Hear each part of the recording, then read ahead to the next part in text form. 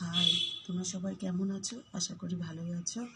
আর আমিও খুব ভালো আছি। আজকে আমি ফার্স্ট ব্লগ করছি আর আমার চ্যানেলে তোমাদের সবাইকে স্বাগত। তো চলো দেখি, এখন একটা বাচ্চাদের ফ্রক করবো। দেখো একটু ভিডিওটা।